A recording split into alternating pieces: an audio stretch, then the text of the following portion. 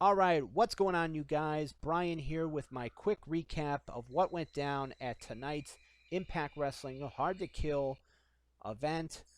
Of course, a bit of news coming out of today concerning WWE. They announced the that for WrestleMania this year, next year, and the in 2023, the dates for those big events.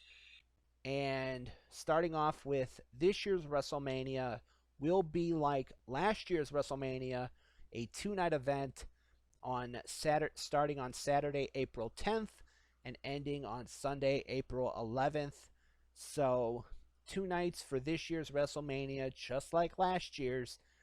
And the other bit of news concerning this year's WrestleMania is there are going to be fans in attendance this year at WrestleMania 37.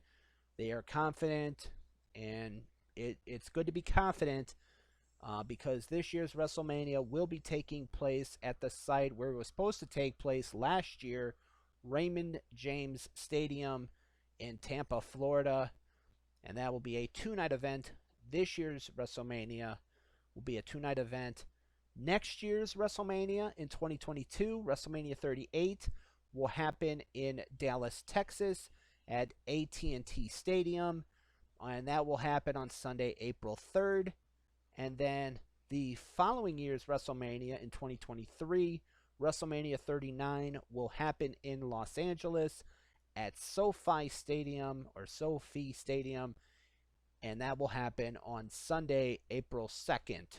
So, huge news concerning WrestleMania for this year, next year, and the year after.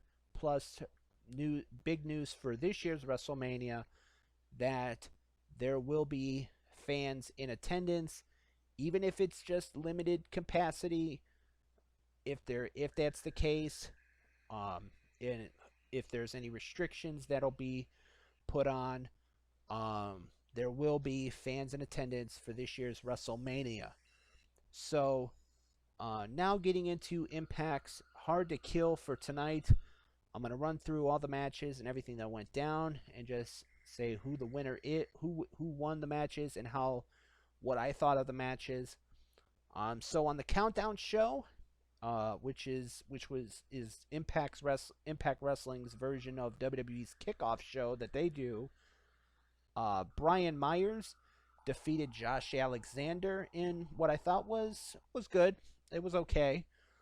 On the main show, Rosemary and Crazy Steve defeated Tennille Dashwood and Caleb with a K. This one I really didn't care for very much. It was just an match.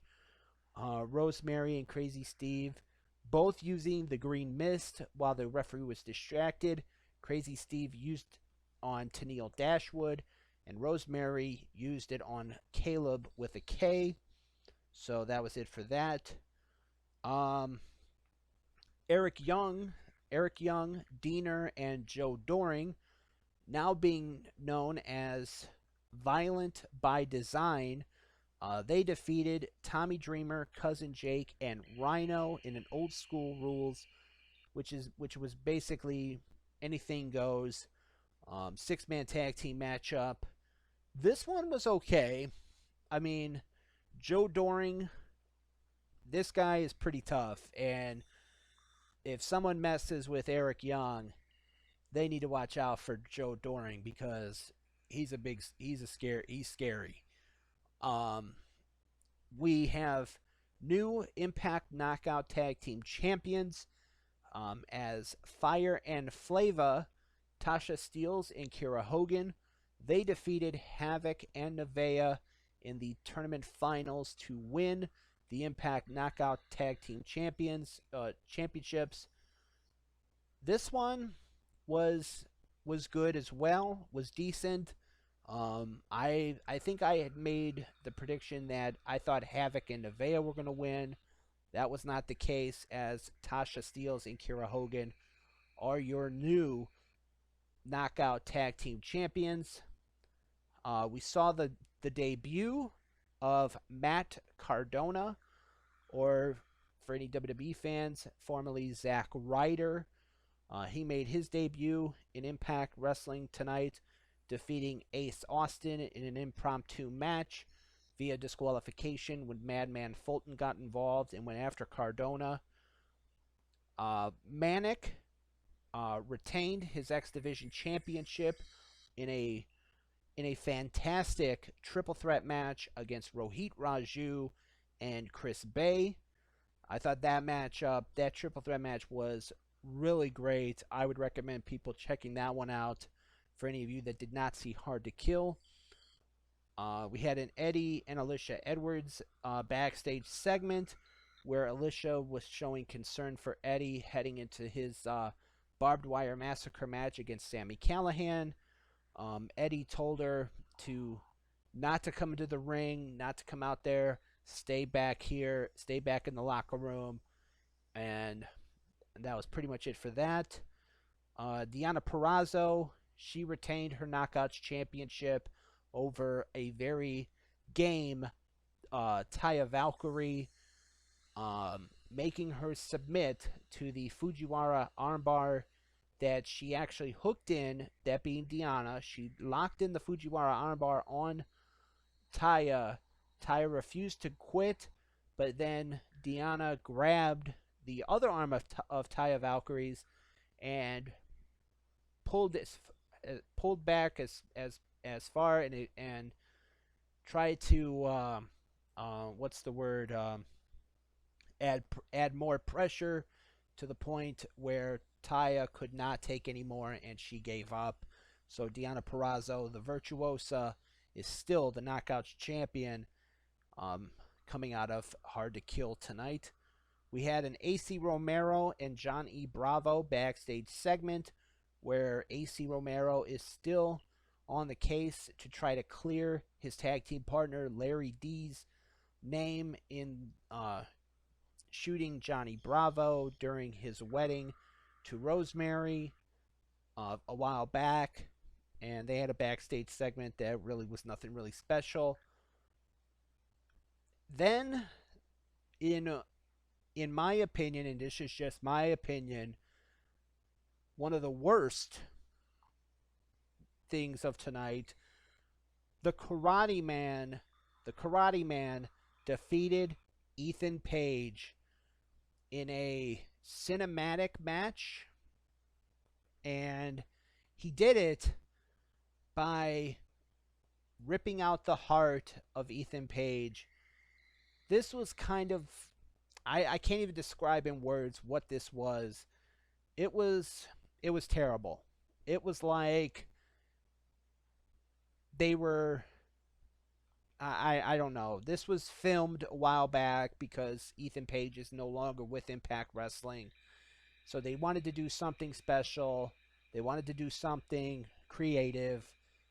And they made it.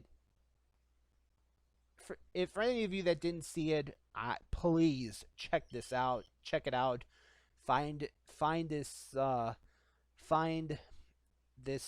particular part of Hard to Kill if you did not see Hard to Kill, and judge for yourself. I just thought it was not that great. It was like trying to be like a video game, like a Mortal Kombat video game or something like that. So, then we had a backstage segment between Moose and Don Callis, where Callis was trying to get into the head of Moose, telling him that he doesn't need to be in this six-man tag team match where he teamed up with Rich Swann and Chris Sabin because Alex Shelley, due to unavoidable circumstances, as reported yesterday, was not going to be at Hard to Kill in the six-man tag against the Good Brothers and Kenny Omega, the AEW World Champion. So they replaced Alex Shelley with Moose. Callis was trying to get into the head of Moose, telling him, "Oh, you don't need to do this. You know, if Kenny Omega gets hurt and it's at Moose's hands, that he's going to make Moose's life miserable for the next 2 years of Moose's contract." And Moose basically told him, "Listen, when Moose competed in the NFL, He competed against it with teammates he didn't like, but he competed to win. And whether he liked his teammates or not, he's competing to win. So he wasn't having any of Don Callis's mind games. Then in Barbed Wire Massacre, Eddie Edwards defeated Sami Callihan. It was okay for Barbed Wire Massacre. They didn't do like they did in the first one when Barbed Wire Massacre debuted back in what 2005, somewhere in that area, between Abyss and Sabu, where they took down the ropes and replaced it with barbed wire all around the ring. You basically had a fence, a part of a fence covered in barbed wire. You had boards, barbed wire boards. You had a barbed wire baseball bat. You even had a Nintendo 64 remote controller wrapped in barbed wire. And both Eddie and Sami, they used the barbed wire and they were bloodied, but in the end, Eddie Edwards picking up the win and hopefully putting an end to this feud with Sami Callihan that has been going on for 3 years now. So hopefully this feud came to an end tonight at Hard to Kill. Then in the main event, it was Kenny Omega and the Good Brothers defeating Rich Swann, Chris Sabin, and Moose in a 6-man tag. And this one, for it being changed from Alex Shelley being out and Moose replacing Shelley and teaming with Sabin and Swann, I thought they did a great job as a team. And of course, Kenny Omega and the Good Brothers, they've teamed for so long that they actually did a great job as a team as well. This was a really good 6-man tag. And Kenny Omega pinned Rich Swann, the Impact World Champion. So that could put Kenny Omega, if he decides to, he could have a legitimate claim to maybe challenging for the Impact World title down the road. So yeah, pretty much Impact Wrestling Hard to Kill, I thought, was a really good event. For those of you that watched it, if you guys watched tonight's Hard to Kill event, let me know what you guys thought of it in the comments below. This has been my Impact Wrestling Hard to Kill recap for tonight's event. As always, I am Brian, and thank you for watching.